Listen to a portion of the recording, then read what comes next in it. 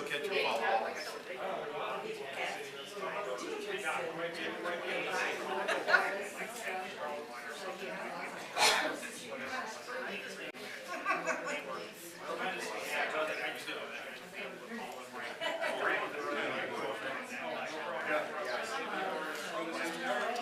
We were lucky we were able to find out it's like 8 hours long, so we were able to help them out.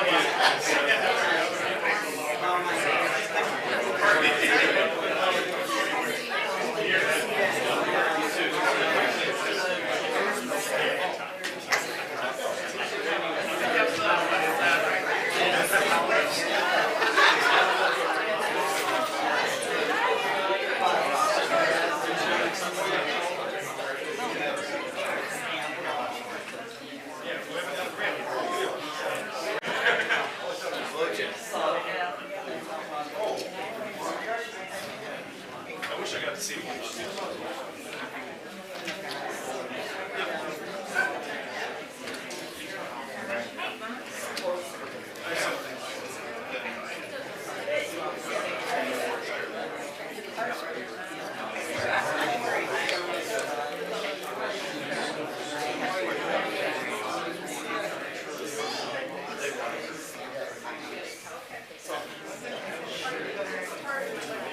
It would have been nice to come see him.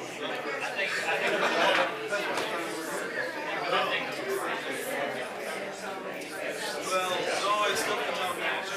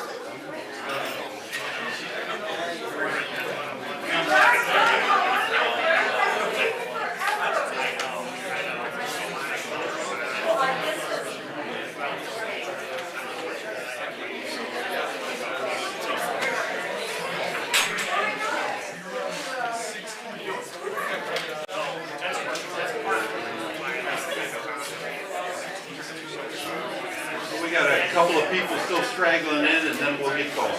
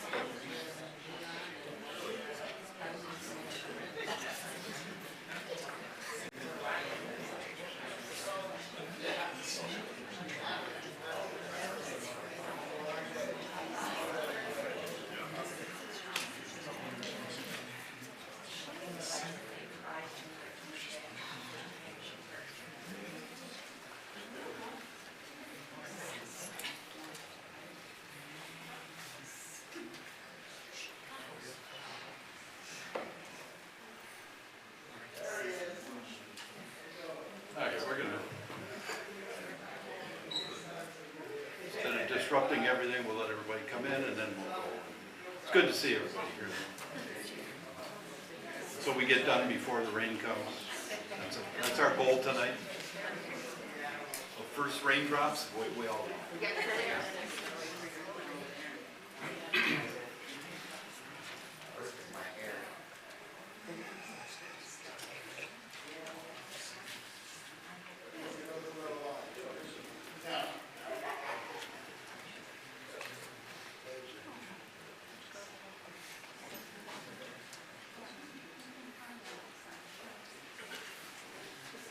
How you doing? All right, Michael, we ready? Good. Well, welcome. Good evening. Thanks for being here for our ward meeting for wards 1, 5, and 6. A little bit different. Instead of doing 2 wards each time, we're going to try 3 and 3. I think it'll be a little more efficient.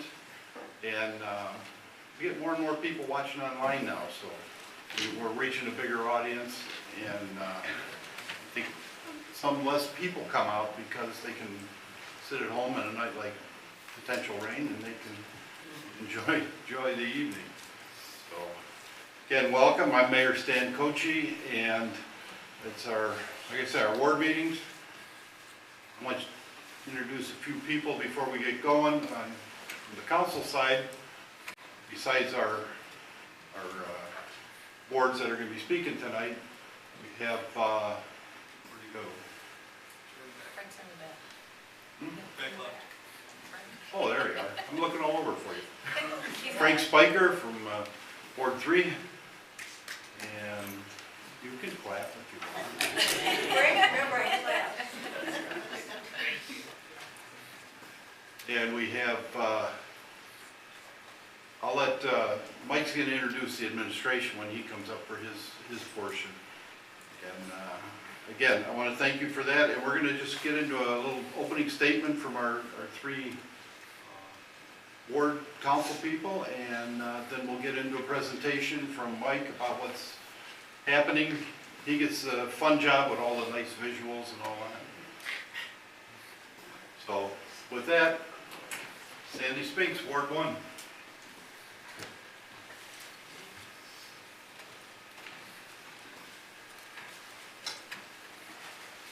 Glasses so I can see. Now I want to introduce one of my dear friends is out in the audience, is our acting Bedford Judge and Magistrate Randy Howard. Wave at everybody, Randy. Hello, everybody. If you ever got a traffic ticket, you want to be careful going to this guy. My goddaughter had to go up, and she was scared to death until she saw his kind face, and then she was okay. Okay, good evening, and thank y'all for coming. Wow, this is my 12th one. It seems unreal. I just have to say thank you again to Ward 1. What an honor to be doing this as a job for the last 12 years. And it's a pleasure. It's been trying at sometimes, but hey, we're doing okay. Let's see. So first thing I want to talk about is I want to talk about the what's going on at Greencroft Park. Also, Mike Malice, our city manager, will be talking about that. I guess everybody that lives over in that Greencroft area saw all the construction, saw the old very much needed, dilapidated playground equipment come down. It was getting to the point it was getting very unsafe for the kids and the adults. That park is used quite a bit. So I'm real excited. Mike, like I said, is going to go more in depth to it. Right now, you'll see that they're cutting some trees down. They're clearing everything out and getting that ready. Can't wait for that to get underway. It'll be so nice to have a new park for that area. Been much needed. Let's see.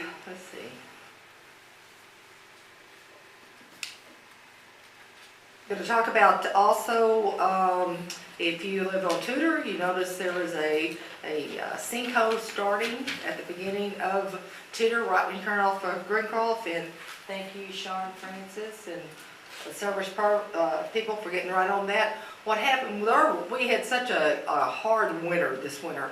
And of course, our streets, our infrastructure being old, things wash away, the bricks started washing away. And Mary Ann Berry, thank you she's my eyes and ears on, one of the eyes and ears on that street. I have many on that street.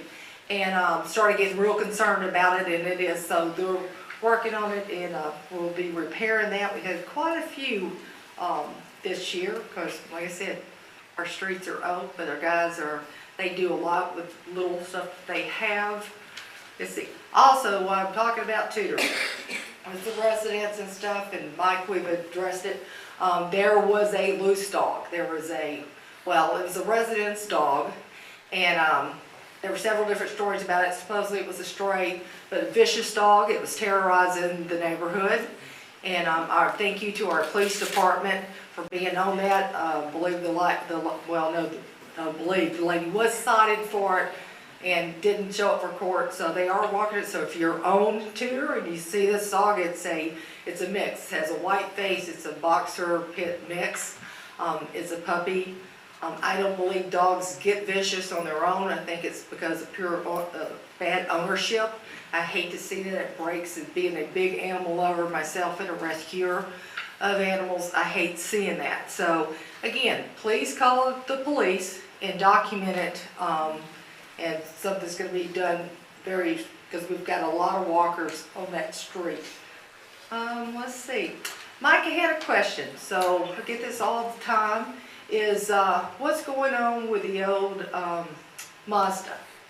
So it's owned, it was bought by a national Yeah. used car chain. Mm-hmm. They have not opened yet. Now, they have Okay. not told us they aren't going to, but they haven't given us any type of timeline Okay. whatsoever. I think the brand name of the chain is Sonic Used Okay. Cars.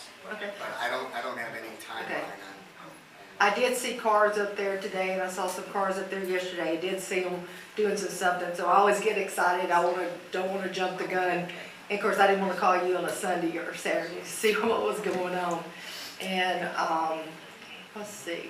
Also, if you live over in the Greencroft area, I'm sure you've heard this horrible loud alarm going off. It's the old Simons, and now it's right next to Broadway Diner. And anytime a car comes by, this thing goes off. It's very loud. It announces, step away, and you can hear it. You can hear it at my house. So I believe they were in court with that. That's being taken care of. Yeah, and police chief also sent them a notice. Yeah, I did regarding see that. false alarms as well as the decibel reading of that automated voice recorder. Okay. And of course, again, talking about the bad weather, there's a lot of stop signs that are down. There's one on Grand, there's a couple more down. There's a lot of ruts and everything. Trash is crazy right now. So I'm getting my bunch of my kids again up for getting ready to gear up to pick up trash around the Greencroft area, Grand Boulevard and Ward 1 area. So if you're interested in helping out as residents, we usually try to do it a couple of days a week. I try to do it every day because it gets really dirty. Let's see, what else? Speeders, it's that time of year where they're gonna come back. That's the only good thing about the cold weather, that it has slowed down the drivers and stuff, but they're back out anytime and I know our guys are out there. I see them, I know they're doing tickets and stuff. The speed bumps have helped some. So, again, you see something, say something. I'm always available. I love getting emails because they're documented. I don't post a lot of stuff on Facebook because I like getting out and talking to my ward. I also like you to, call me and let me come to your house. I'm driving in it every day. So, everybody have a wonderful Easter. And if you have any questions for me afterwards, I'll be hanging around. Thank you.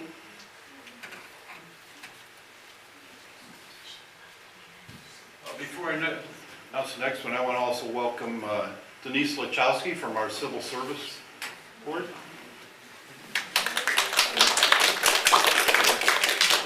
They do a great job there for forever. They've got really quality people in the departments because of the work they do there in the Civil Service Commission. And now from Ward 5, Corey Berry, the new guy. You got to sit with Frank and kind of get an understanding. Hello everyone, my name is Corey Berry, Councilman from Ward 5. This is my first meeting, so please be patient with me. I'm a little bit nervous. My grandma's in the back there. She's an intimidating woman. But she's here for Sandy, not me, so that's good. She has been calling me though. So just kind of putting a structure together for this. I did want to provide some council insight. I do think I have somewhat of a unique perspective here, since this is my first political office. So people ask me this, how are things going? Like, how's the job? Are you doing a good job? And the surprising thing about this is there's really no job description for this. So it takes a lot of figuring out, saying, you know, how am I going to kind of structure myself and act to represent the people? So the last 3 months have been a lot of trying to figure that out, talking to fellow council people, and then really establishing that. And what I was talking with Tony Longino there about was another thing that I wanted to talk about was the difference in opinion. And so right now, I come from a different perspective than a lot of people on council, coming from a different generation, kind of a different job background. And what I've learned is it's very important that we have these differing perspectives on council. So right now, if everything's kumbaya, everyone agrees, I don't think we're making the right decisions or good decisions if we just all agree with each other. I do think we have to kind of push against each other, discuss things, and I think we've had a great time doing that so far, and we want to continue that. Now into a little bit about Ward 5. So the biggest thing in Ward 5 right now is the Metro Parks Connection project. So this is a 3-phase project, the first phase being the extension to the Bedford Downtown Commons. This is opening up in May. The second phase is the trail connecting the Viaduct Park with the Commons. So we've secured funding for this, and we're going to update you guys as we learn more. I'm pretty sure Mike has more information on that and the specifics. Phase 3 is a bridge in Viaduct Park that connects Viaduct Park to the Egbert Parkway and the bike trail there. So we're currently looking at getting funding. We're working on that. But I do think this is incredibly important. A big part about this is that we're getting money from outside Bedford to do this. And when I got on council, there are a ton of studies that we get and we look through. And one of the biggest things that is in each study is that we need to take more advantage of our metro parks.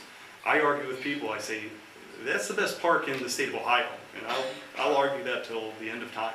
And this is going to be beneficial for the people in Bedford to access that. And for the people who are in the metro parks, it's actually very cool. They had Strava data. They see people running. And there's just a stream of people going on that Egbert Road, and there's nothing in Bedford.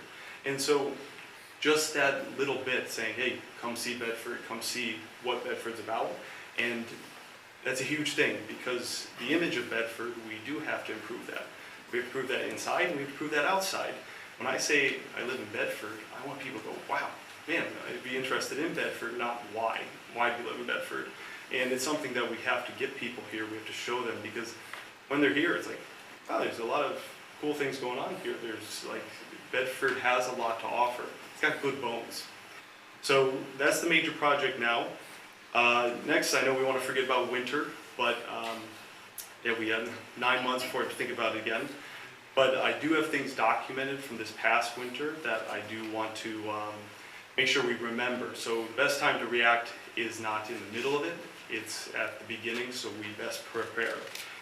One of those big things is increasing salt storage capacity. So that's something that we will start working on. I know we got into a big kind of bind this year with salt storage, and that's something that we will try to improve.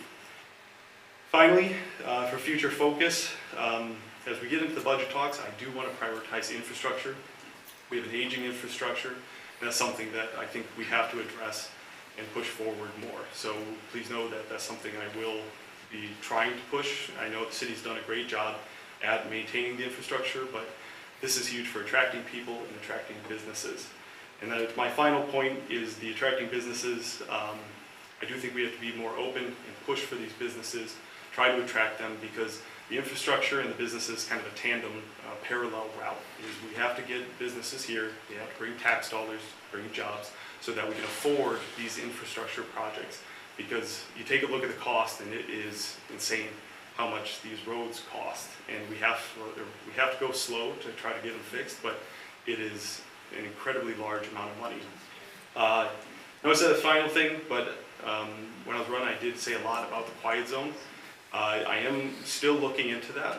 I'm reminded of it probably 15 times a day and 10 times a night. So please know it's kind of, I opened that can of worms, and there's a lot more to it than I thought, but it's something that is still on my radar and I'm trying to put forward. So please feel free to reach out with any questions.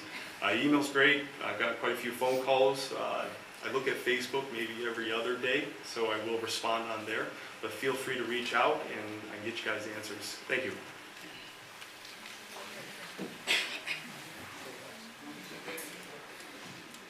And from Ward 6, Tony Longino.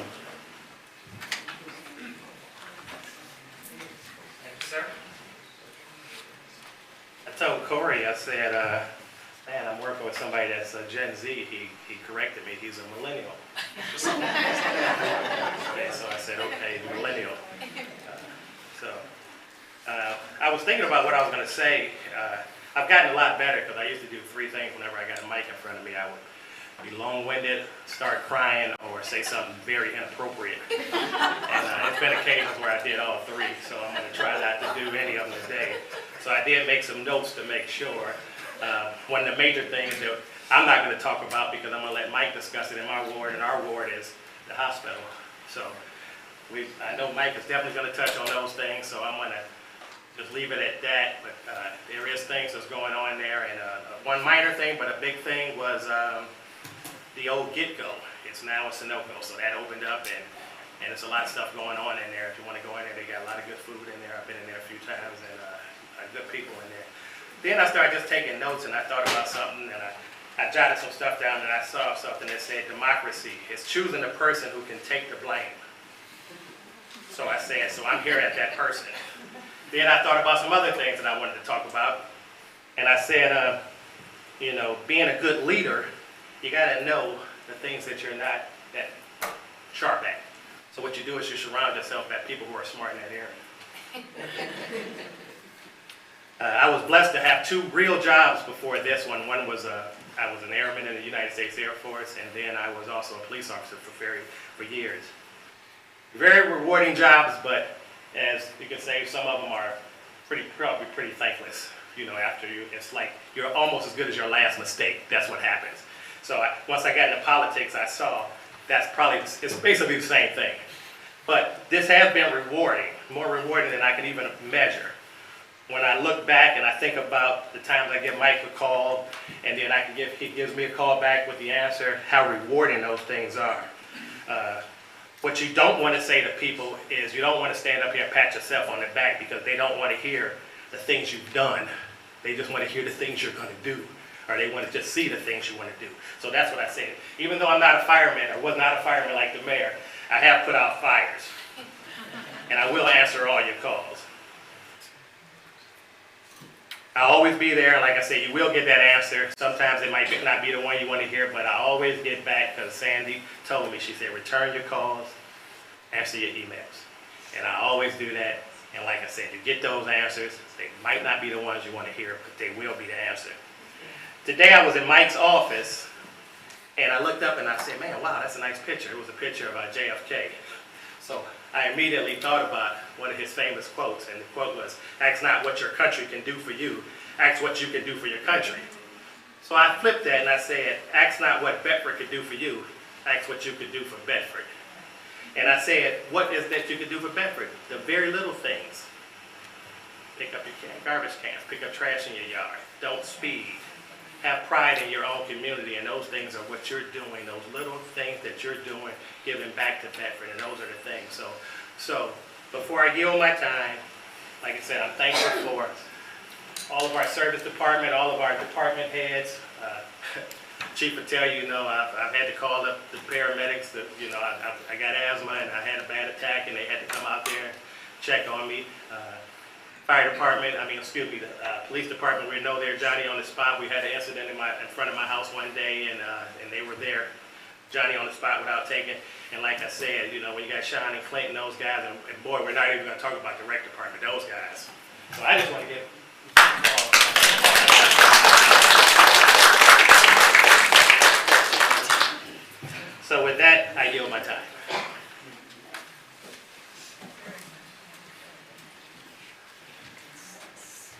I'm going to call up our city manager, Mike Malice.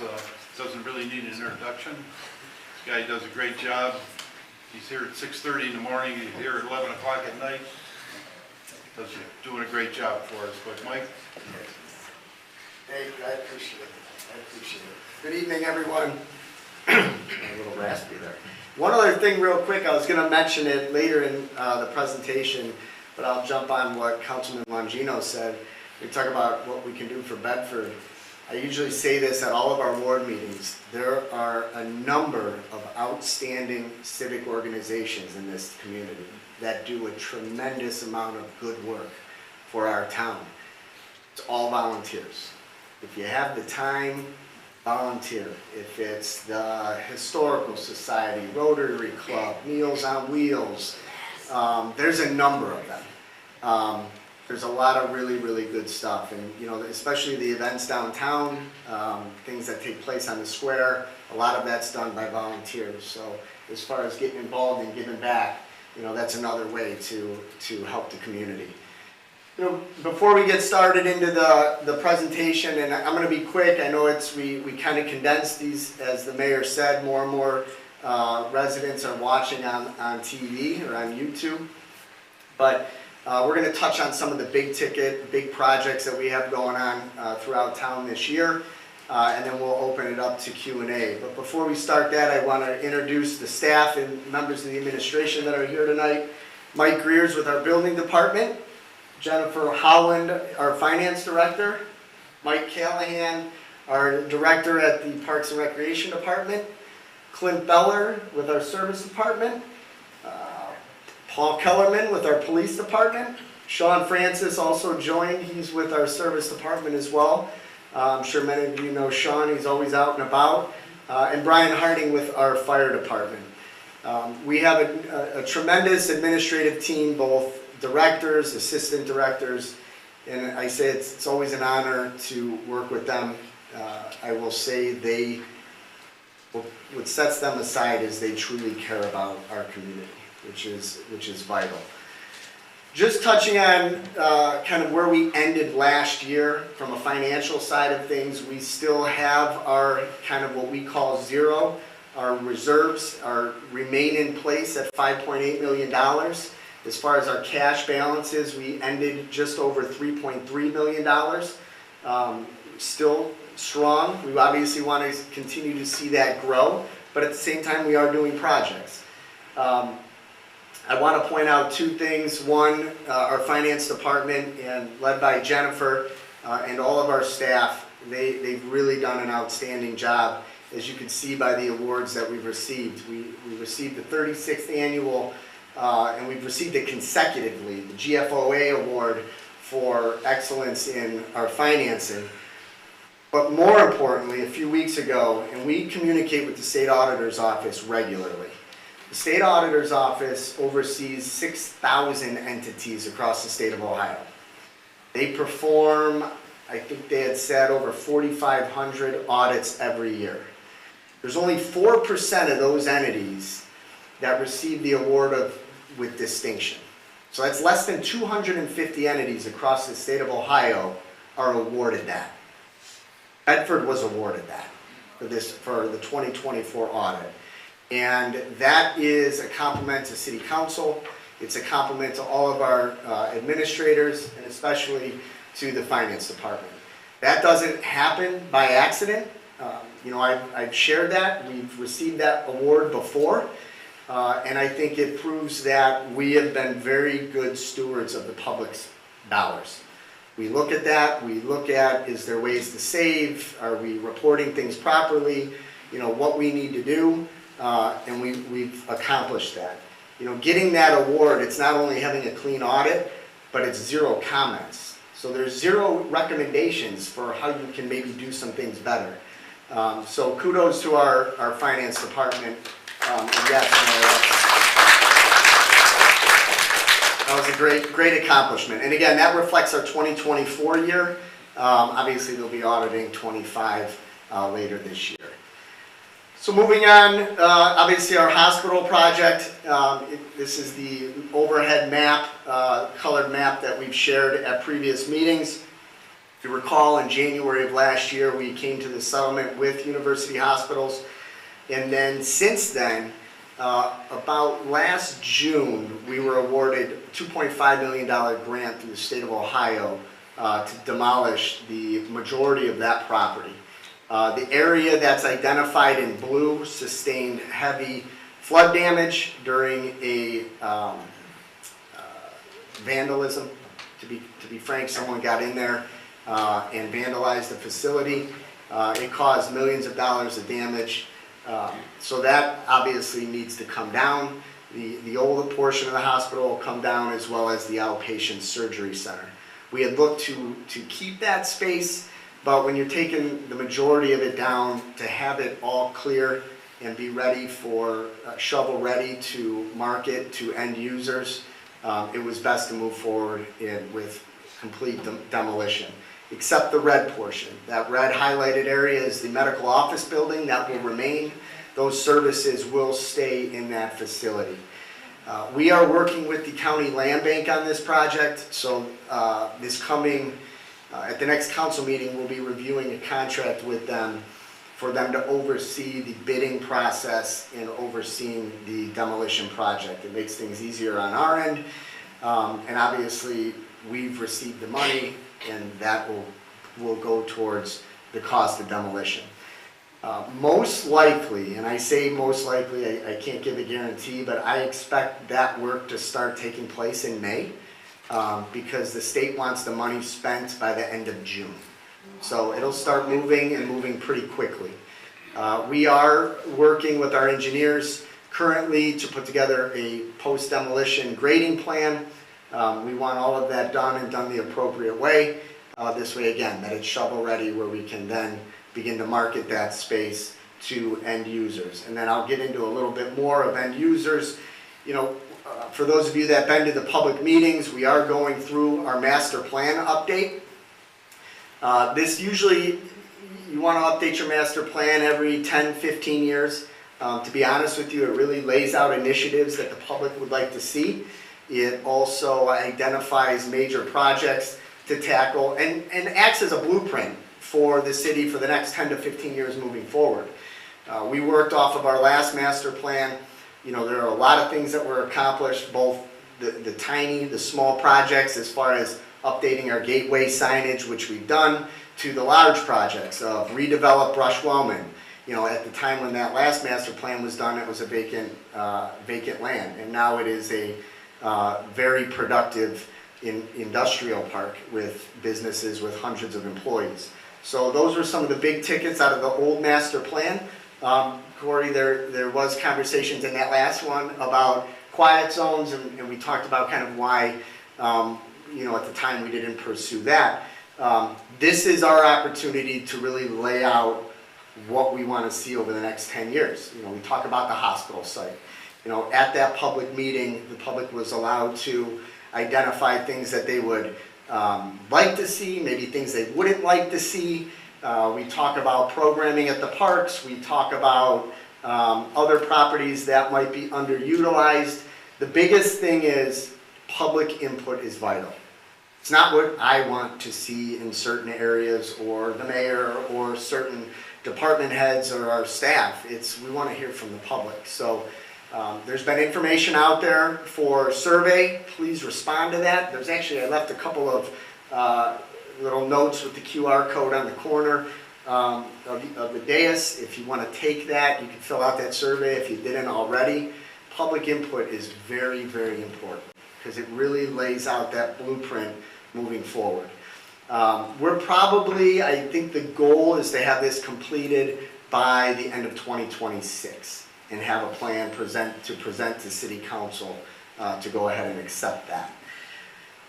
Moving on to some other initiatives that we're looking at. Obviously, infrastructure projects, there's quite a bit. We have, although it's not our project, the Union Street Bridge is underway. The state and the contractors have told us that that is a project that should be completed by November. I'm going to be honest with you, I don't see how that happens. So I'm just, you know, I don't want anybody to say, hey, you say it was done in November. That's their goal. I'm not sure if that'll happen, but we will see. There's still a lot of work, even when they reconstruct the bridge. They have to relocate all the utilities and then take down that utility bridge. But it is underway, which is a good thing. Northfield Road, I know that has come up quite a bit. It is, you know, a main artery that goes through town. We had just had some initial discussions with ODOT. They are looking at a project for Northfield Road throughout the city in 2028, 2029. Which it's still a few years out there, but honestly, that's important for us to understand that timeline because we're gonna have a percentage that we're responsible for. If you recall, when we did Broadway, we negotiated that down to 15%, but that 15% still cost us, I think it was about $1.5 million, $1.8 million. And Northfield will be more. So from a planning aspect, it's important for us to understand this a few years out so we can make sure that we're prepared financially to make sure there isn't a delay for when ODOT's ready. Because obviously there are sections in Northfield Road that definitely have to get resurfaced. We talked about our road program. We are doing a road program this year. It'll be modest. We are looking at some other grant. There is $450,000 budgeted, which we do every year, but the cost of roads the cost is going up, so we could do less with the amount we budget for each year. What we are looking to do is Greencroft. That is a part of a larger project. We will be replacing the water line along Greencroft as well as resurfacing Greencroft. Now we have the funds in our road program to do that, but we are exploring the possibility of a grant application to help offset some of those costs. But Greencroft, there's going to be substantial work going on over there. We're also going to be crack sealing Broadway, as well as our wastewater treatment plant. Although there's no major work scheduled in 2026, we are, and we have been over the last, really heavily over the last 18 months, negotiating with the Ohio EPA as far as necessary long-term improvements to both the wastewater treatment facility as well as the collection system. So there's major improvements that they want to see happen. Obviously improvements, there's costs associated with that, there's rates associated with that, and we have really pushed back on that a little bit and really painted the picture. You can't just keep going to the public as far as rates. So we're looking at a project that I think the first phase will extend out 10 to 12 years, and then there's going to be kind of a reassessment period of that. And then we'll decide after that, you know, what happens in year 14 through 25. But that's a long way down the road. You know, from our police department, we did implement our traffic unit. We reinstituted that last April. It's definitely had impacts. We've seen that. I'll touch on some of the data a little later in the presentation. But one thing we are looking at, and we will most likely be presenting to City Council for consideration, is expanding our security cameras and that program. We installed these, the AutoMile donated funds to install them along Rockside and Broadway. Actually, and it's about 10 years almost, I think we talked about, which is surprising. Well, in technology, 10 years is a long time. They need to be upgraded. And we've seen upgraded equipment and how valuable it is. Recently, we installed these down at Dallowwood Center, at the public pool, and we're looking to utilize that same type of equipment to update those along the AutoMile. We're looking at installing them on the public commons, as well as areas on Broadway, and even beyond that. You know, we're looking at possibly our municipal parking lots and some other areas of that nature, just from a public security standpoint. You know, in a perfect world, you add 5, 10, 15 officers. When we can't do that, we look at technology and how we can best utilize that technology. So we hope to have some type of proposal that we'll be sharing with City Council later this year, and hopefully implementing that in 2026. And at our Parks and Recreation Department, we've been very successful, and the staff has been very successful in grant dollars. There's a lot of improvements that have been underway that continue to happen at the Allenwood Center. If you haven't been down there, stop down there, take a look, get involved in the programs. They're doing a great job. As far as salt storage, this has been a topic, and I know Councilman Berry brought it up. We've been talking about this for years, probably 5+, 7+ years. The city has a salt dome. I'll be short with this. When it was built, you used to be able to pile. They would bring a piler in and be able to pile the salt all the way up to the top. Most delivery companies don't even provide that service. If they do provide it, nowadays they charge more per ton.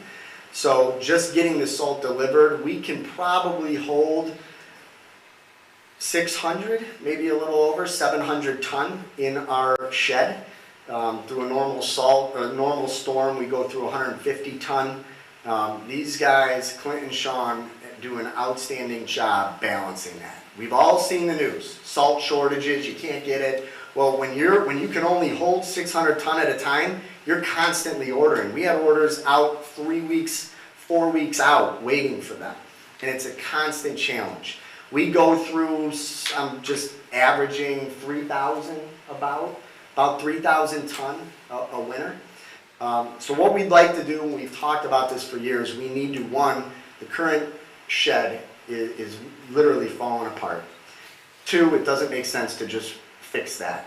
We need to make sure that we build a facility that can hold that 3,000 ton. So we're not chasing, we're not worried about shortages or anything like that. We've explored over the last 3 to 5 years a number of different properties. Ultimately, we came down to a location that we've shared with City Council that we are now moving forward with, and you can see behind me, it may be hard to see.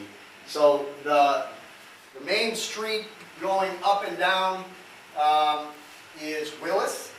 So you see that that is Willis Street, that's Bedford Glens, this is Viaduct Park. The city owns all this property here.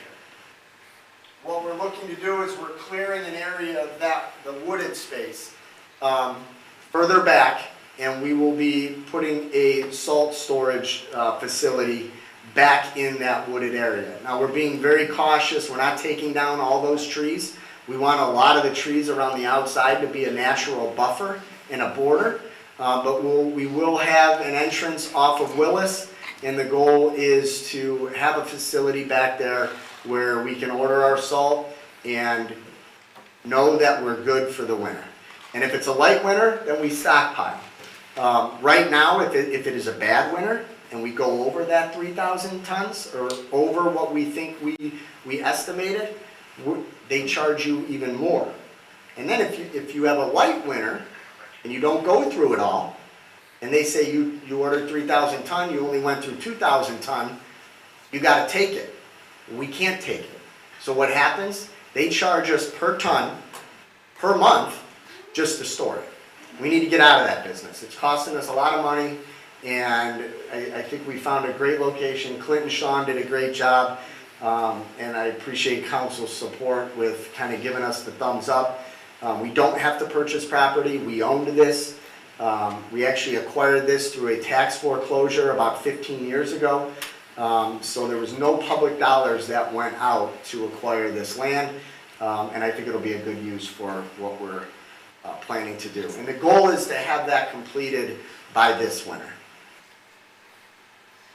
Looking at just some grants awards, and this is only a fraction of what they are. These are kind of the big awards that we had this year. You know, we talk about Greencroft Park. We did receive $150,000 to replace that playground at the site. We also received a grant for the Ellenwood Center to upgrade our fire suppression, the alarm system, especially on the second floor, so we could utilize that space more frequently.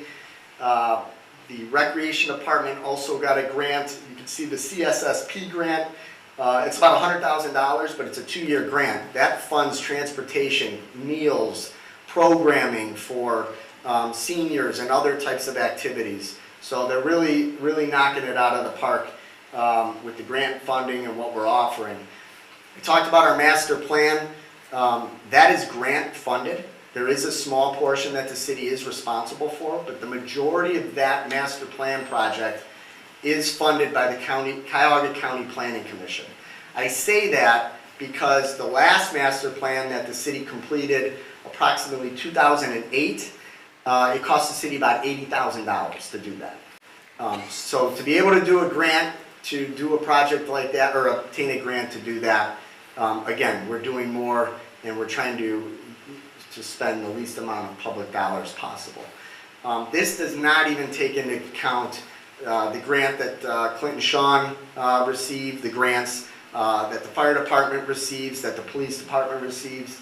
I was looking at just some initial reporting, and from early 2025 to a month ago, the city brought in, I think, just over $3.2 million. That's one of the highest years we've ever brought in. So, and that is, you know, credit to all of our department heads and the directors. So, well done on that. Quality of life, we have a very, very good rapport with County Land Bank. They really help us try to get after troubled properties. We received a grant last fall. We took down the property at 97 Northfield. I know that's no one's ward here, Frank, or it's in your ward. That was vacated and was basically, they walked away from it. It was the old vet brick building. That cost almost $70,000 to take down, and we received $65,000 from the county. But we look to try to tackle properties like that. Sometimes they're not always easy. And we have one on Henry Street that's a challenge, that someone walked away. They were actually in court today. I know we have one on Palmetto. Corey and I, we spoke about that. And it's sometimes it's to no one's fault. You know, there's a property on Palmetto. The husband passed away years ago. The wife moved back to Michigan. She passed away. There's absolutely no relatives. So their vehicles have sat in the yard, the tags have expired, now the property's starting to go. And it's a challenge. Well, having that rapport with the County Land Bank, they help us, and we're working through some of those issues. I can guarantee if there's a property that might be on your street, or if you're aware of, you know, bring it to our attention, leave us a note, you know, stop up afterwards. We'll look into that. We probably have orders, or we're probably familiar with it, but we can put more eyes on it. Also, you know, quality of life issues are things that come up that, you know, we regularly talk about, if it's speeders, if it's parking, traffic stops.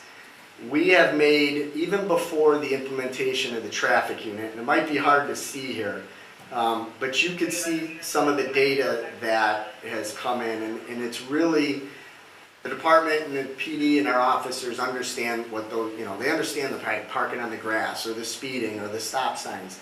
You know, we have made significant increases in, you know, our traffic citations. You can see from 2024 to 2025, they went up considerably. Our traffic significantly better than 23. And 2025 numbers beat 2024. So I want to give credit to our officers. You know, they're not going to get all of them. You know, I'm not saying we miss something, like things happen. Sometimes it's prioritizing, right? You know, they're out on a domestic and things take hours, and if someone's parking across the street on their front lawn and they miss that, it's not because they're not paying attention, it's because they're prioritizing. But I can tell you it's making an impact, and I appreciate it, Paul, and pass that along to the staff.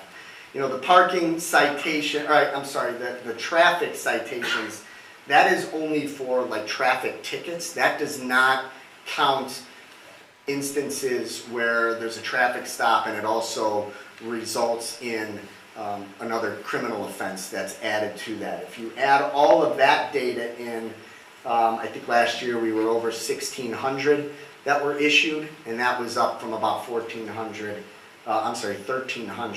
the year before.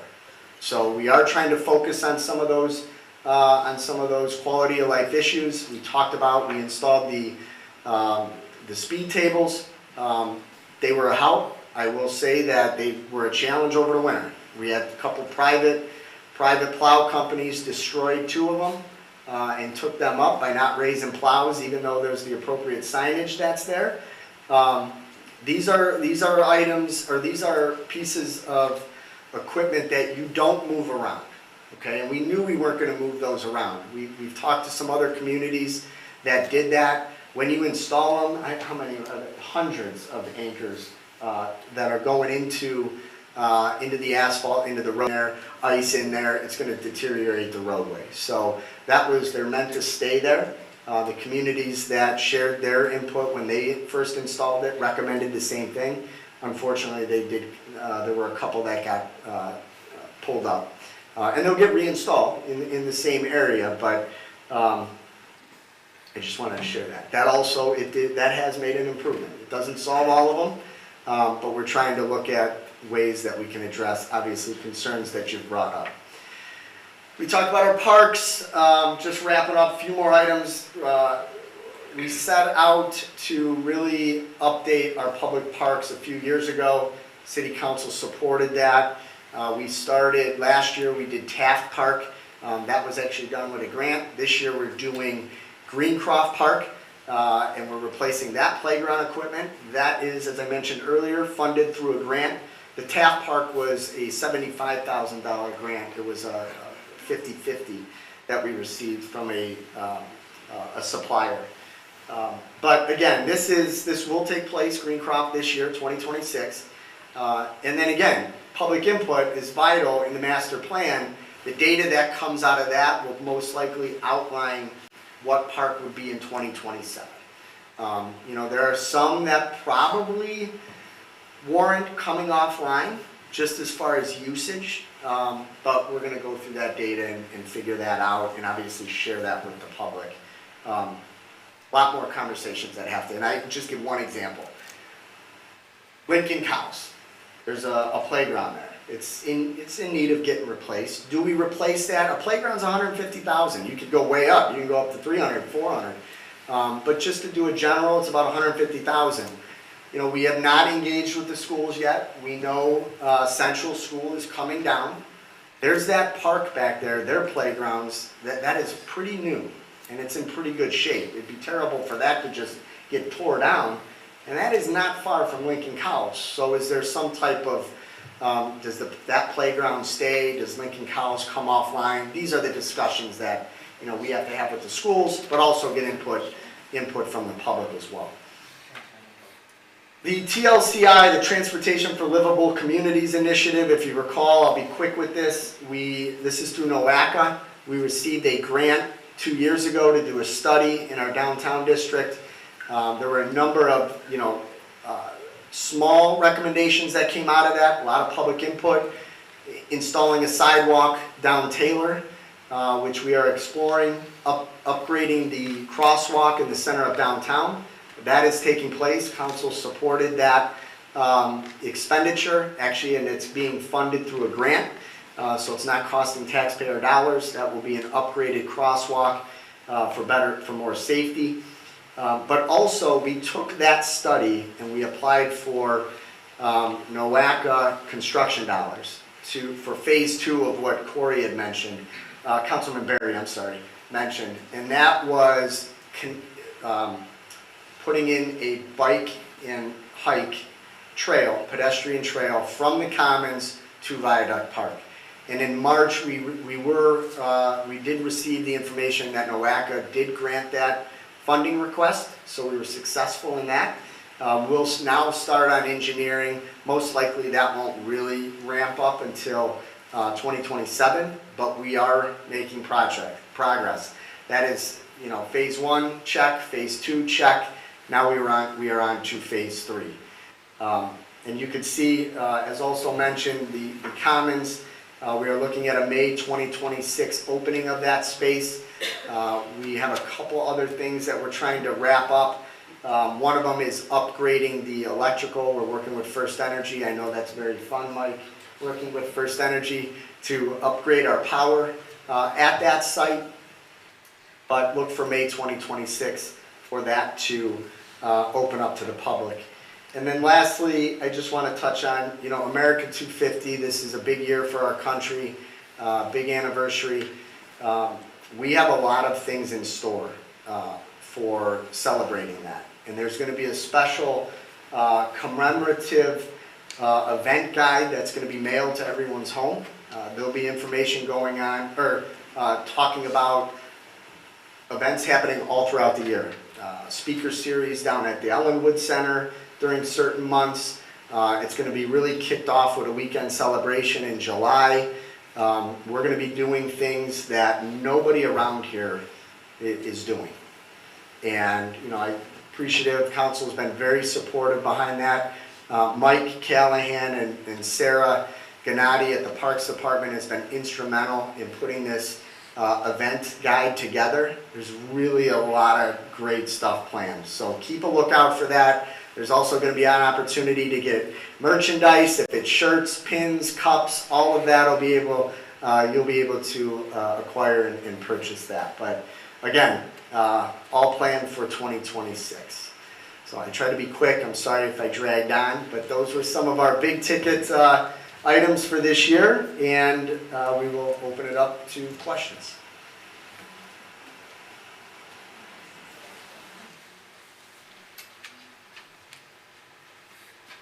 Very good, thank you, Mike.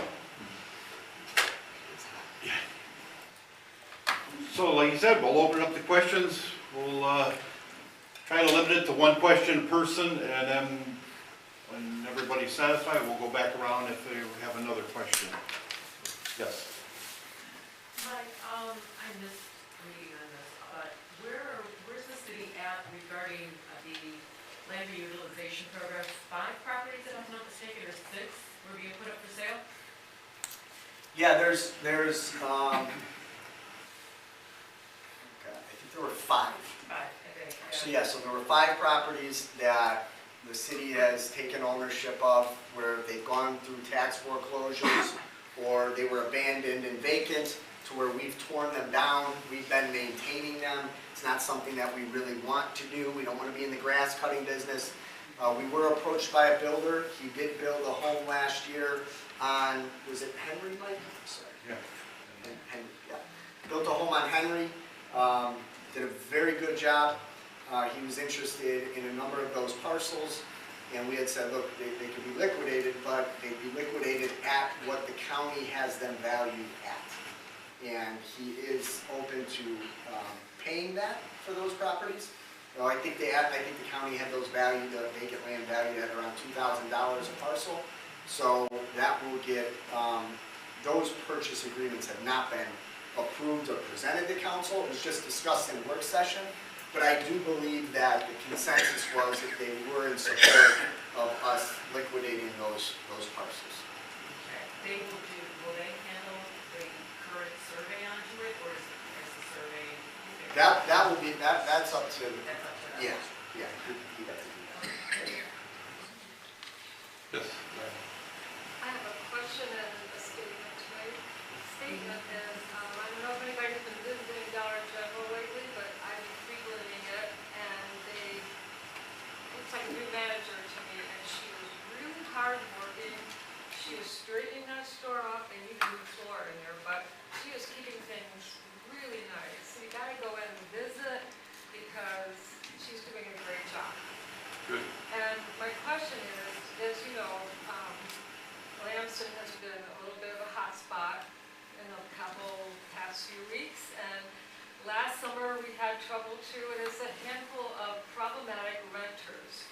So I know there's a lot of, how I should say, legislation in their favor, but what kinds of legislation can we produce to give people that own and rent sensibly?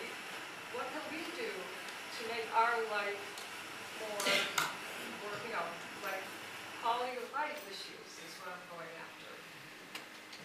Well, yeah, Creative legislation, you know?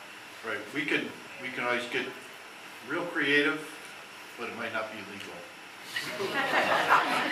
So that stuff does take time. But when you do an ordinance or something, we have to look at all the ramifications. We could say something here, we gotta look at that, but we gotta look behind us to see how's it affecting over here. So it does take time.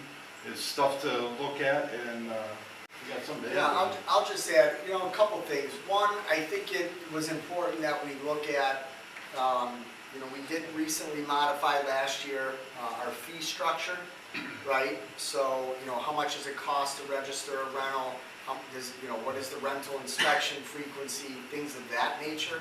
I say that because, look, if you're a business person, you're gonna wanna do business where it's the cheapest to do business, right? Bedford, it's got great housing stock. If I could get great housing and a great house, and Bedford is the cheapest of anywhere in Cuyahoga County to own a rental where the fees are very little, sure, I'm gonna go there. We've adjusted those fees, right, to make sure we're competitive and middle of the road. We're not all the way at the very top, because I don't believe that's warranted, what some cities do.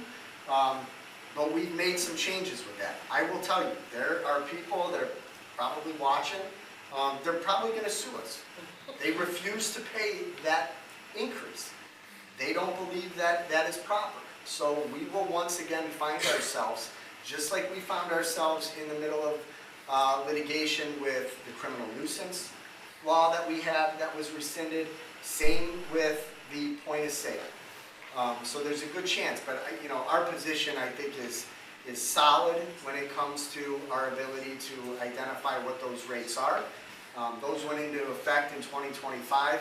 Outside of maybe 3 property owners, everybody's been understanding of it, and it's been a non-issue. The challenge is those 3 property owners, I think they own almost 70 homes amongst the 3 of them.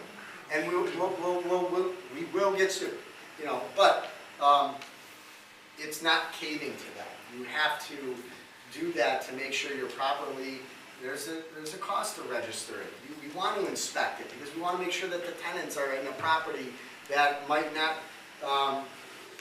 to make sure that it doesn't have, violations through the list. But if a house becomes available for rent, do they tell the city that it's available for rent and please come and inspect us? So they have to register that property as a rental property, and there's a fee with that. Now, there is, full disclosure, they have the legal right, it's private property, they can prohibit an inspection, and they have the ability to do that. They can, and there's nothing we can do about it. It is their right as property owners. That was made very clear in federal court with us. We would like to inspect those, but a property owner has the ability to say, no, you're not inspecting my property. Now, with that being said, if a tenant is in there and they're like, look, I got a hole in the roof, I got buckets, and you gotta help me out, there are 12 points in the law that allows us to go ahead and we go up to the court, we'll see our friends, and we will ask for, it falls under, I believe it's an administrative warrant to where we could go in and actually do the inspection. But we have to present that evidence to the court, a judge or magistrate would sign off on it, and then we can legally go ahead and perform the inspection. But if there's one of those, I think there's like 12 bullet points in the law, don't quote me on the 12, but I think it is, we'd have to present that to be able to do the inspection. Because the property owner has the ability to say no. Same thing with if there's issues in backyards, or a car in the backyard, it's a junk vehicle, I need you to go. We can't go beyond the sidewalk. Now, we can, if a neighbor lets us go on their property, we can do that, but legally, we cannot go beyond the sidewalk. So if we can't tell if that tag is expired, not too much we can do there. I will say one other point. We've looked at, we have not made a decision on it. If you recall I think it was last year, the city of Euclid and one other community passed legislation that holds parents or legal guardians accountable for the actions of juveniles. It's been a pretty hot topic. I think it was Euclid and maybe Lorraine. We've monitored that because I think there were some questions as far as is it going to get challenged? If there's someone that's getting challenged and sued, it's probably going to be us. So we tried to see how that was playing out, and I don't know if there's any, I would have to ask our law director on that. I know that the one property you were referring to, there were a lot of challenges with the juveniles that lived at that home and frequented that home. We ran into those same individuals. I know Mr. Callahan knew them well. They were causing a lot of disturbances at the Ellenwood Center, and then police ended up assisting with that. I think 2 of them were charged, but I'm familiar with it. But even still, I mean, aside from the property, the owner of these homes, when they rent them out, they're not vetting who they're letting into their home. And I know we can't do anything about that, maybe, but what I'm saying is that that's a problem. We don't even know who's living in these, these houses anymore. Yeah. No, I understand. I understand the concern. Oh, yeah. But one other thing, I think everybody probably got this, though. I had that up there. The Good Neighbor Guide, there's a lot of good information there. There's a couple copies at either end. If you'd like to pick those up if you misplaced or want an extra copy. Yes. Sarah Pillar, Ward 6. You mentioned about Central School eventually going away. Is that like a year or 2 from now? I don't know. I Let's just be honest. I don't know the timeline on that. And we're not going to have anything to do with property then either. No, Because the community garden is on the other side.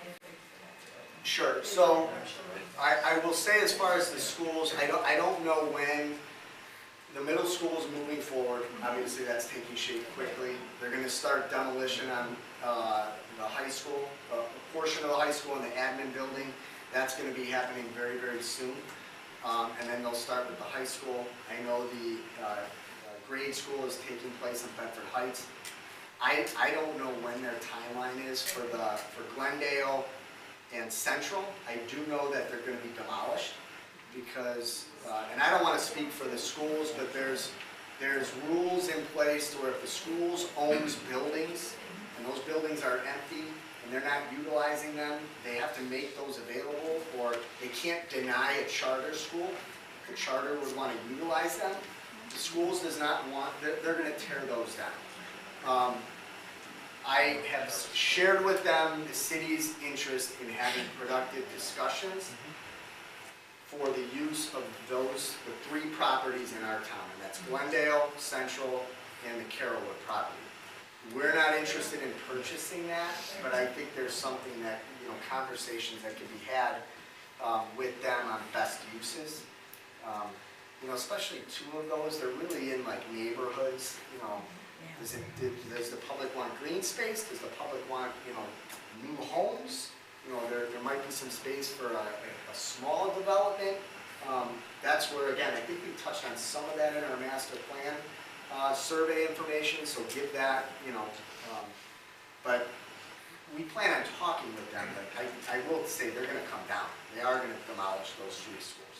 Carrollwood, Glendale, and Central. Yeah, I have a question from that booklet that arrived at the house on the grass cutting. I was always under the belief that it was 6 inches, and then they would have someone come out and cut their grass and charge them for it. It's now 4 inches. I don't see how, as a senior person who has to pay for my grass cutting, if it has to be reduced to 4 inches and it's growing that's gonna cost me a couple more weeks of cutting in the summer. I had the old one and the new one, and it's the same amount of inches. It didn't change. It didn't change? Okay. I had the old one. Okay. But I'm just wondering about that size because the landscapers I talked to recommended it be at 4. Yeah, yeah, so I will say, It's still 6. is it, Yeah. it's 6. That's probably that book says. There was that 4-inch in there, but They got I it. think it kind of just read, if your grass is 4 inches, you better think about cutting it. 6 inches is the legal, and they go out and they have a measuring stick, they take a picture, everything to verify that it's above the 6 So it inches. is I will say, we are very, very understanding when it comes to the grass. We don't want to be in the grass cutting business. When it's raining for 2 weeks straight, we're not out there the very next sunny day giving notices out and what we do, a lot of that's geared towards, it's the vacant properties, it's properties where, if we talk about landlords, I deal with the same gentleman every single year, because he gets a bill. He will only, once a month, he has his guy out to cut it, and that's it. Well, you know what, in April and May, you're getting bills from us. Like, that's because you gotta cut your grass more than once a month. You know, it's instances like confused on that. because I didn't understand that.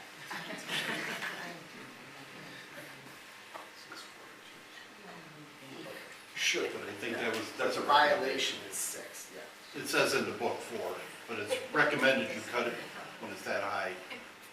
But the legal Violation is is, 6. Yes, yes. yes. I didn't want to have to pay for some extra. No, money. that was a little confusing, but you're right. And there's plenty of, there's instances where, you know, we've had a conversation where, you know, we were out, we cut, we put the notice, we never got a response, and it turns out someone was hospitalized, you know, contact, like. we- I understand like all that, I contact. was just We'll work wondering through that. why the Yeah. difference, so, okay, thank you. Hi. Rose Wetzel, 361 Turney Road. I've been here before about the same neighbor who doesn't cut his grass. Now, 6 trees have fallen in his yard. It's a hot mess. And those aren't the words I want to use. He never got rid of the wigwam back there. And what's going to happen? He said, I heard you guys took him to court, but now you got 6 trees laying back there. I can check what the outcome is once it went to court. When items get to that point, it's usually because we've been on them. We don't just issue, okay, you're going to court tomorrow. The building department issues them a notice, a violation. If it's not addressed in a small amount of time, depending on what is needed, they'll get a second notice. Then they'll get a third and final notice, and then they're in court. Sometimes, I'd have to look at that, and I'll get the address afterwards. 361? You come in my driveway, it could you can look be- at this. There's 6 of them down there, one is huge. I can see what the disposition was when it was in court. I don't want to speculate. It could have been, if he had continuances, if he was up there and it was already October, November, they may have given him until spring to address. I don't know, but I will check it.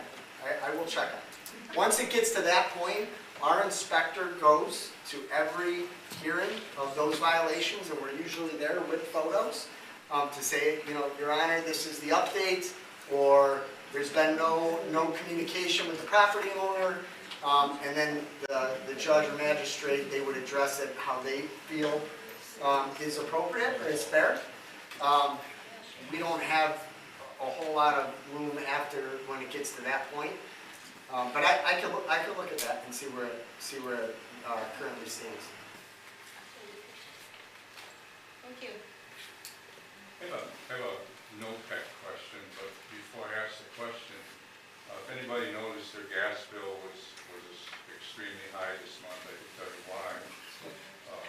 They estimated the usage for the last 3 months, and then they had the average temperature in January at 26, and there might have been 2 days in the whole month where it reached that temperature. So they were actually lowballing the temperature and then just piled it all on at the end. That's neither here nor there. My question is about NOPEC.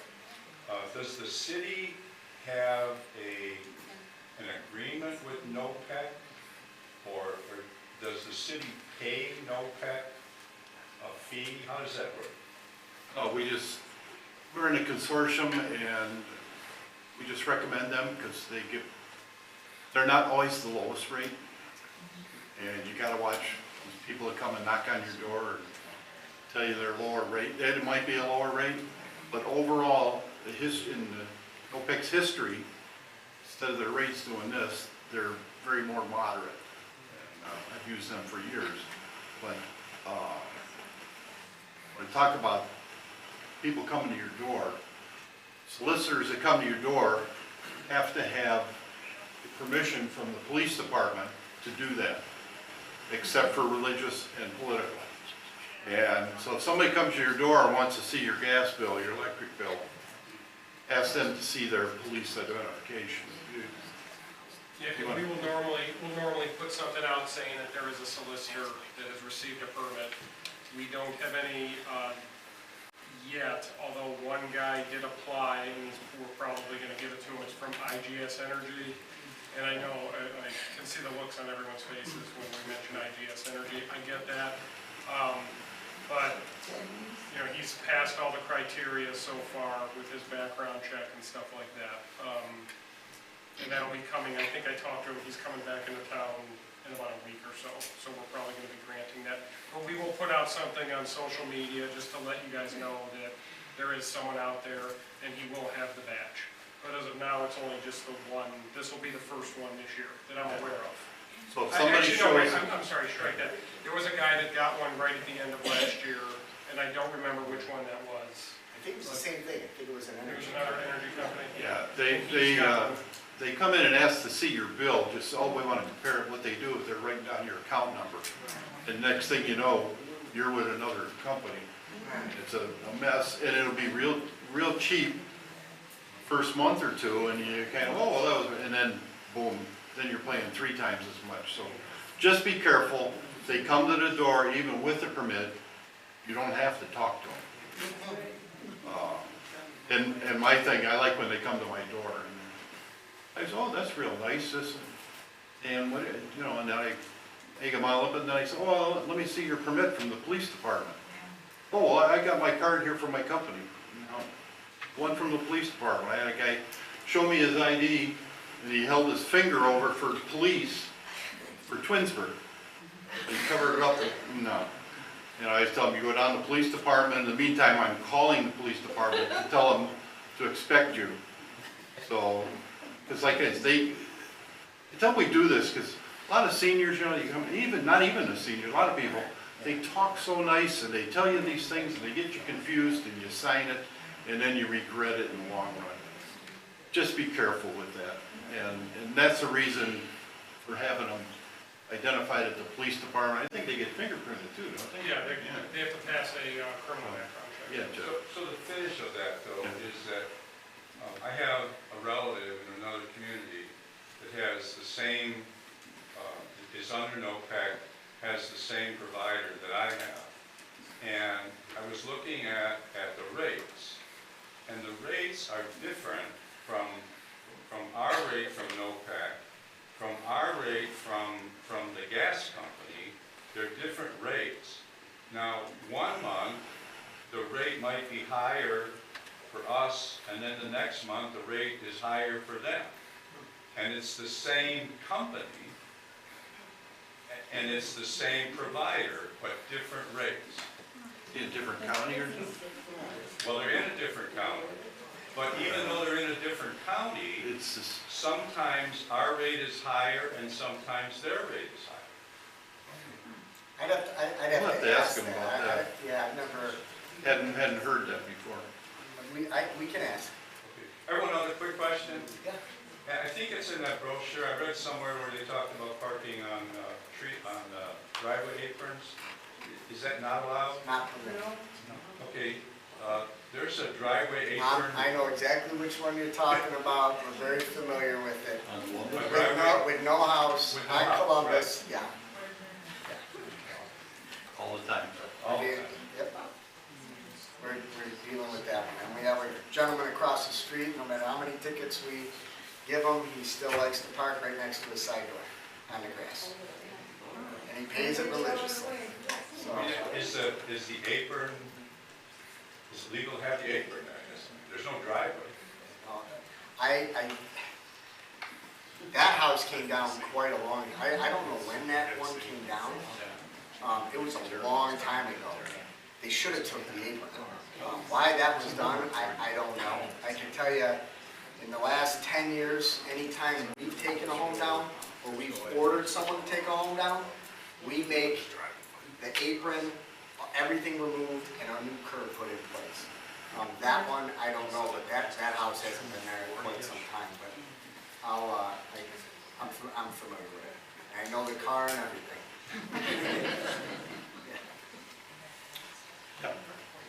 Just out of curiosity, I know you're redoing the Green Cross Park. apply to take down the big old trees? Now there's no shade, it's just a big open tree. There were a lot of trees down there that were dead, that had to come down. One's right like along Greencroft? There were quite a few. Same with, there were a lot of, questions about the trees, on Lincoln. Those were rotted from the interior, so those had to come down. We contracted that out. They get to the point where those were huge. Those fall, those are a hazard. The Greencroft one of them was compromised to where, Roots were compromised during the demolition of the existing yeah, playground structure. the one that was down, when they took the existing playground, the old one down, the roots were compromised when they had to tear that away. So to make sure that it was safe, that's why the one tree I think you're referring to was taken down. And then down by the creek, there were a lot of dead trees down there. We want to clean that up. We're doing a lot over in that area. We did the culvert last year that had to get replaced. This year will be new water line, new roadway, new park.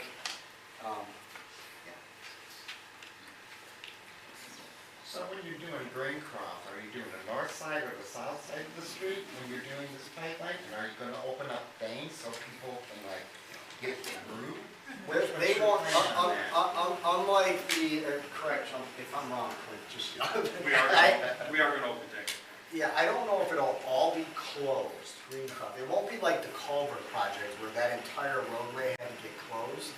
But it's too early to tell as far as the plan. We haven't even we haven't advertised for bids yet. So once we advertise for bids and select a contractor and have a pre-construction meeting, that's when we'll know specifics as far as timelines and we'll share all that with the residents. I mean, obviously the water line will be first. We're gonna address the water line. Greencroft Park will be doing the playground. That park, the parking lot won't be open because we'll most likely use that for staging for the road and water line project. So there's going to be a lot going on there throughout the spring and summer. So does that mean you won't be using the park for baseball and softball and everything like that this summer? No.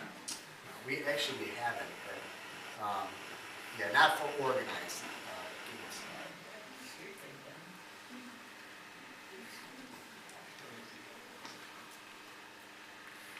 Hello, I appreciate this meeting.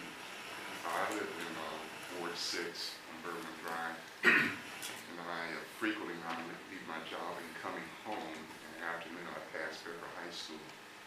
And during the school zone, there's just so many people speeding through the school zones. And I never see a police officer out there giving it some attention. And I'm very concerned about that because we're doing some major construction over there, but yet people are speeding through. And, I saw your data about the traffic. Maybe we can expand that data to show how many have been cited for cell phones, how many have been cited for speeding through the school zone, because I think the population here can better understand how we increase the numbers, what specifically are those numbers representing. And I'll just leave that. I heard you say that we want security cameras because I guess we can't afford police officers. I wish we could. No. Because I think we need to have more police around. Yeah, no, I will say, it's not that we can't afford them. I mean, we're at our highest numbers that we've ever had. And yeah, it'd be great to add one. What I was saying is, can we add 10, 15, 20? Well, we can't do that. But utilizing technology today, right? We'll get calls. I know Councilman Sally, he calls regularly. There's people up at Taft Park at 11 o'clock. And they've been up there for 45 minutes and they were blasting their music or whatever. Well, when our officers have those cameras that are able to be pulled up and they're up on their computers in their vehicles if they're patrolling, or if an officer in charge is here on the weekend and he's monitoring all of those and says, you know what, there's 2 cars pulling in at 10:30 at Taft, what's going on? He could radio in and send someone up there before they're congregating. So that's kind of how utilizing the technology a little bit, just to be a little proactive. I will say the ones on the auto mile have been instrumental, and, you know, if I'm wrong, but solving a number of crimes as far as accidents. They've been deterrents as far as, you know, auto thefts. There was a large, you know, a number of years ago, a large, actually it was across a number of states, a ring that was stealing cars, and our officers actually identified one in the one parking lot. It was a stolen vehicle out of, I think it was a BMW stolen out of North Olmsted or somewhere around there. And he noticed it, he saw it, and, you know, it led to a pursuit and whatnot. And, but it's, I just wanted to clarify, it's not that we can't afford officer, we're, you know, would I like to hire 10 more? Yeah, I would, but, you know, we're not in a position to do that right now. Or have an officer on every street monitoring. It's kind of utilizing some of the technology. You know, I mentioned, you know, a camera on Broadway or on the Commons, in the municipal parking lot. You know, unfortunately, there's some establishments in the downtown area, and sometimes it's not the establishments, but it's the patrons, and there's trash everywhere. Or they're, you know, they run into a charging station down there, or a light post, and we don't know who did it. Having a camera there, we'll be able to know, and then we can go after. So it's just trying to utilize the technology a little bit more. You know, I do appreciate that explanation, but as I said, I frequently, coming home, I pass the high school. People are passing me, I mean, they're just flying through.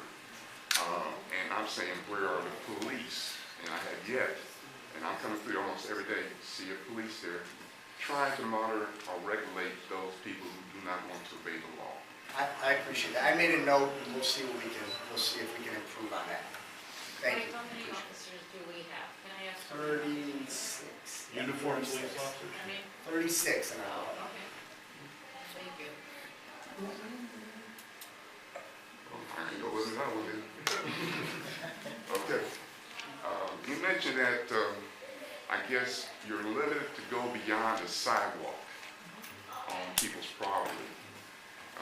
You know, and I see in my ward many cars parked in the driveway, and they just stay there. And I mean, they just stay there. And you're saying, well, you really can't go beyond to inspect if they have a current tag. One that I'm bringing to Jenny's attention is over there on Marion. There's this big school bus.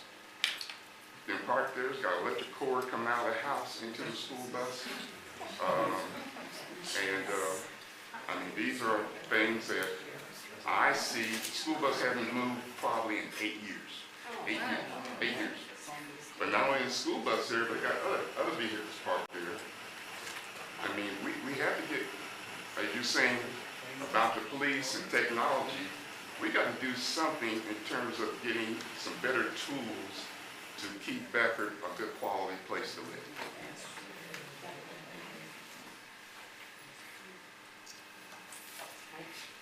I have a question.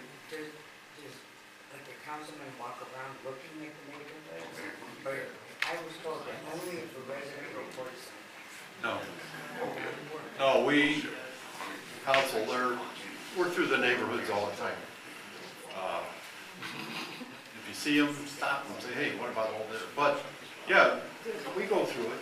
You're through the neighborhoods all the time, and we live in the neighborhoods. I go through the city. We all know Sandy's through her ward like 3 times a day. So, yeah. I found that 3 sides of me. The where? On 3 sides of me, and it was really, you know, bad. We could, if you want to talk about it after, we can. Yeah.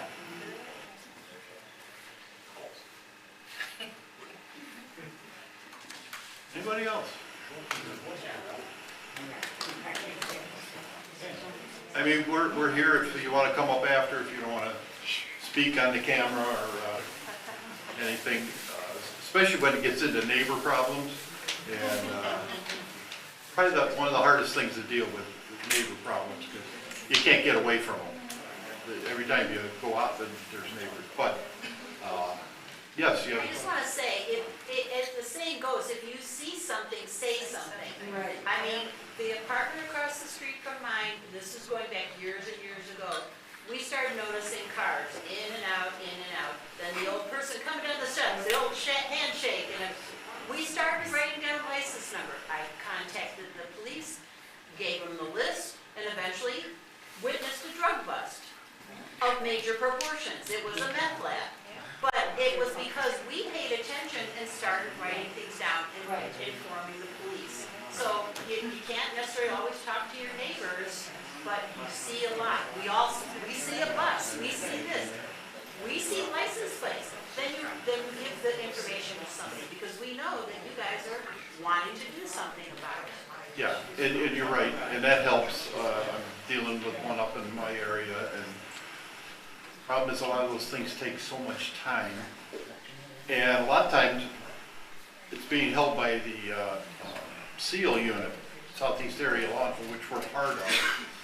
And they don't even tell us if they're doing something. We tell them, hey, we think this is it, the neighbor told us this. Most time we find out they already got eyes on them. But it just takes so long. And we have to play by the rules. So if we do something wrong, start all over again. And it's very difficult. And that's with building problems or drug problems, whatever. We gotta play by the rules and do it the right way and get it done correctly to solve it. Otherwise, back to square one, we gotta start all over again. So even if you report something, don't see something happening, doesn't mean there's nothing happening behind the scenes. They won't tell me if they're out looking at a drug thing other than we know about it. That's about the most I'll get out of it. 'Cause, right, you did the right step. And don't put yourself in danger trying to do it. Yeah, don't go out and walk up to the guy's car and take a picture of it. Yeah. No, be very careful. We don't want anybody getting in trouble. But you notify us, the police department, and they will certainly take it under advisement. Anything to add to that? I don't, yeah, just common sense, but it, like, as she said, if you see something, say something. Anything else? Yes.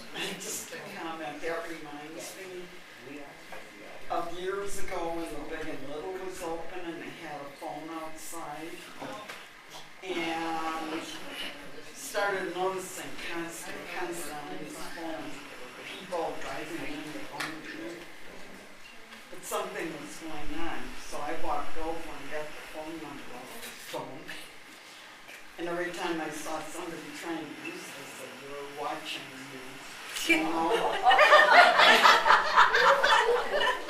That did the trick, and then pretty soon the Kims took that phone out. But it's when you keep seeing the same things over and over again. Yeah. You gotta wonder what's going on. And that's to see something, say something. Yes, ma'am. I hate to nag, but what is there anything more that can be done for Grand Boulevard Street? I'm waiting for a rollover in my yard, in my house, to my house, because it's so close to the road, actually. It's frightening. At that curve, where all the cars are parked over there, and then everybody's going around at 80 miles an hour. And which brings up another subject. Why was that road thing, the hump table, whatever you want to call it, why was that put way down the street and away from the problem area? Actually, that was an area that was recommended by all of the data. Actually, a lot of the speed data that we have, and a lot of people say, "Oh, that doesn't work. It's blank." It's actually recording. So, we look at all of that. We spoke with our service department as well as our police, and I wasn't going to decide. It didn't. It's the input from obviously collectively through our officers. What are some of those? What are the areas where it seems to be the worst, the longest stretch? The Paul, the area in Grand, the Willard, Archer. It was was in the long stretches, why it was identified for that area. We could share that with the, our traffic unit. I know Grand is a challenging, that's one of the regulars where there is speeding. We've issued tickets, we'll continue to issue tickets. I will say that a lot of times if it is the same vehicle, let us know what that vehicle is. A lot of times it's someone in the neighborhood. We've solved a lot of issues that way where, there was one up in the Paul area and it was a red car and we found out who it was. The officers went to the home and it was, the father handled it. He found out it was his son driving the car that way and there was never an issue after that. Now, full disclosure, I remember a conversation I had with former Councilman Asbury. There was an issue on Elm, and every morning the car didn't even stop at Layton, just flew right through the stop sign. They were there, they issued a ticket, and we saw it because the one resident there has their camera on, and they had the camera videotaping it. And it was this lady lived on the street, and it was on her way to work. She ignored that stop sign at 6:30 every morning, and she got a ticket, and the very next day, she raced right through it, blew by. And we were there, they had to go back out there, and, we can't fix, but sometimes my point is, sometimes if it's a regular, someone living on the street or in a nearby street, using it as a cut through, if you notice, hey, this is the same blue Corolla that's flying down, let us know that, and our officers will look for that and will address it. There's just too many of them during working, when you get out of work during rush hour. If one of those cars have to swerve and roll over the tree line, I don't know what's gonna happen to the people's houses or lawns, but it's not a very big space for something like that. And I see it every day because I like to sit outside. And I know when it's every minute by the clock when it's happening.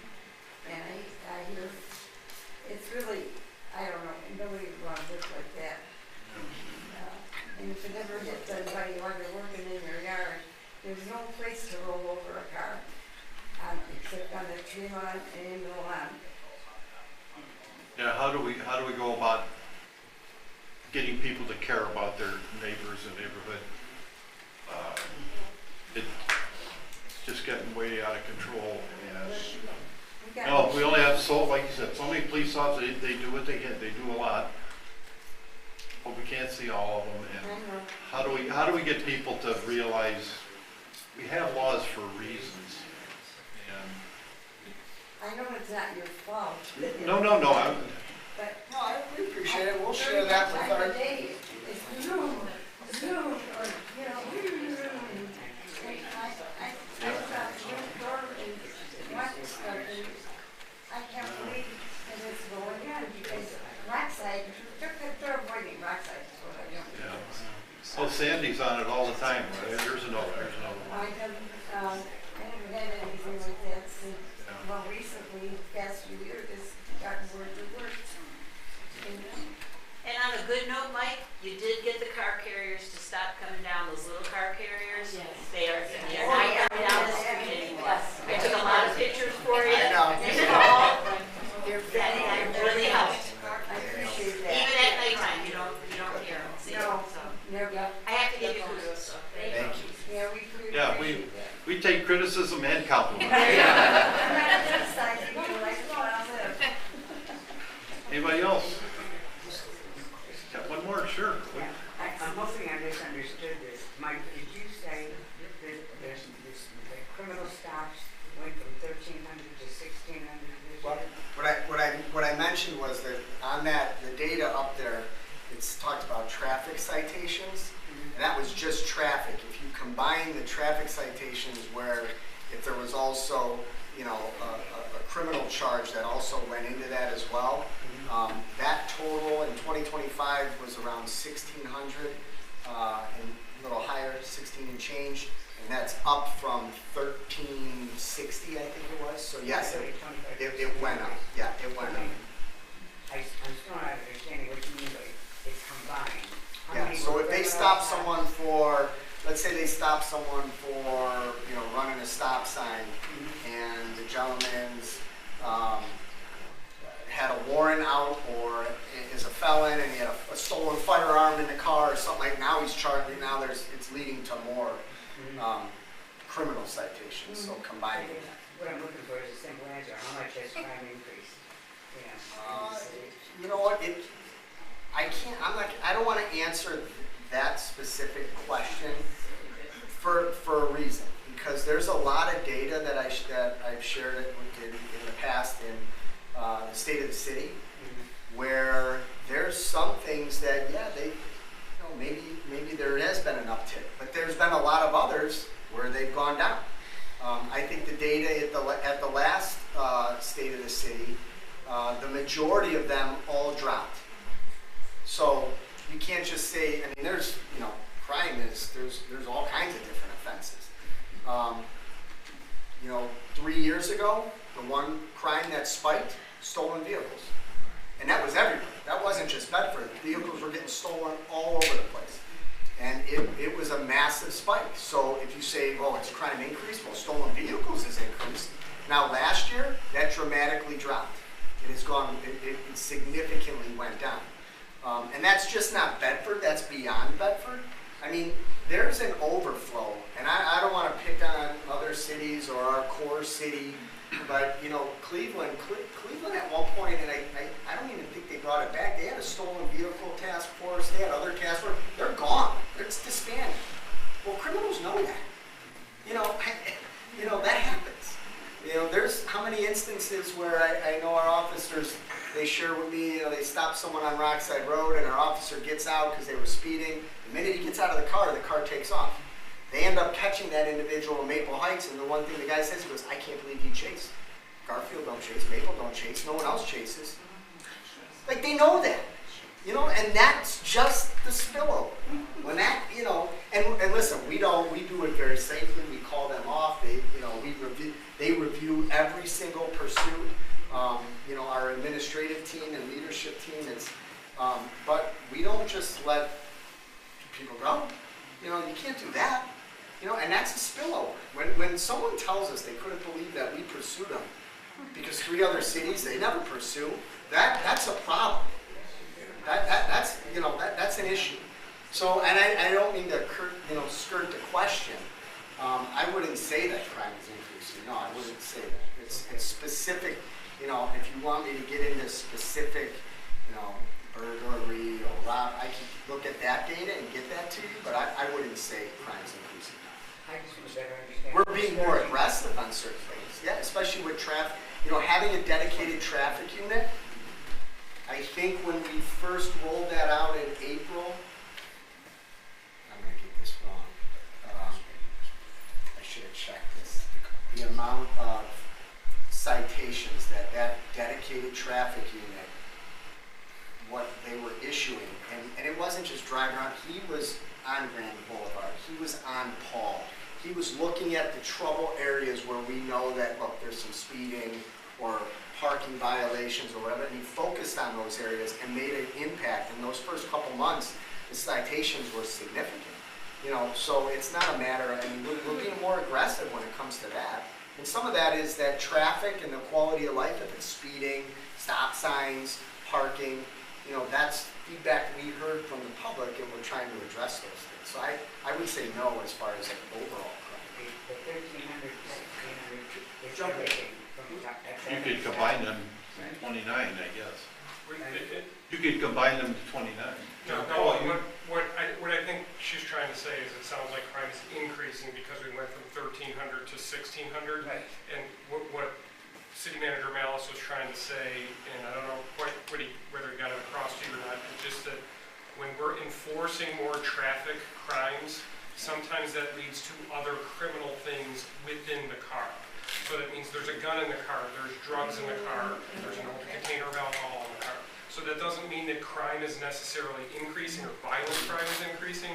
It just means that along with the traffic enforcement, it led to other criminal sides of the law, citations and things like that. So it's not that crime is increasing in the city per se, it's just that when you enforce more traffic, the officers are being aggressive, they're asking, other questions. Is there drugs in the car? Is there guns in the car? So that's why, what he was trying to say is not what you're thinking. Does it make sense the way I'm explaining it? It does much more so. So it sounds like you actually doing a better job. That's what it is. Yes.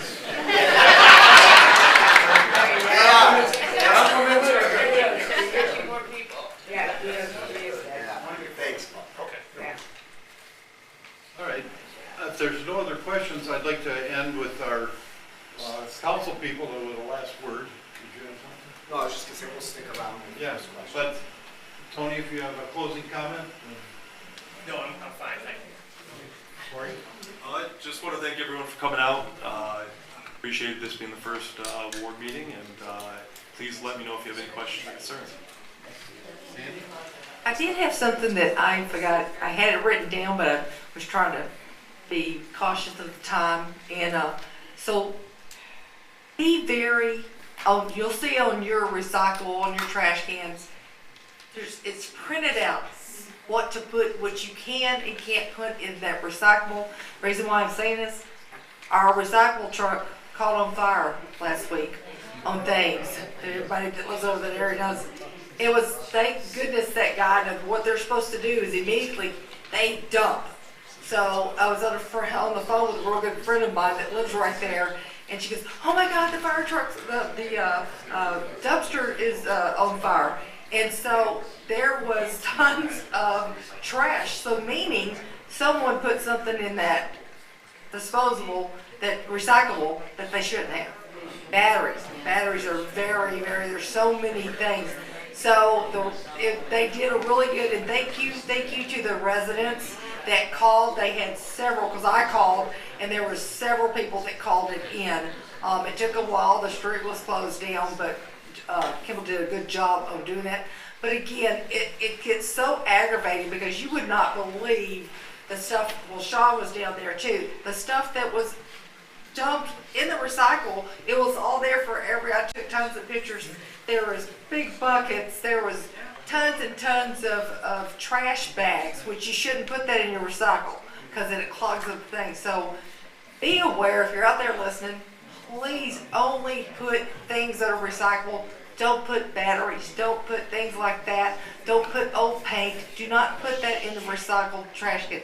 I think people just get to where, well, if one fills up, I'll just fill the other one up. So be aware of that, and if you see your neighbor's trash can is there for a while, be a good neighbor, help them out, take it in. I've done it before. Sometimes you never know what the situation is. I know it gets aggravating because I get calls every day. So-and-so at the end of things hasn't taken the trash can in 2 weeks. It gets aggravating. They work a lot of hours, so I do that. Biggest thing is, happy Easter, be a good neighbor. Well, I want to thank everybody for coming out. I want to thank our department heads for being here, and of course our council people. And we'll hang around for a bit if you have a question or comment, and have a good week. Have a happy Easter.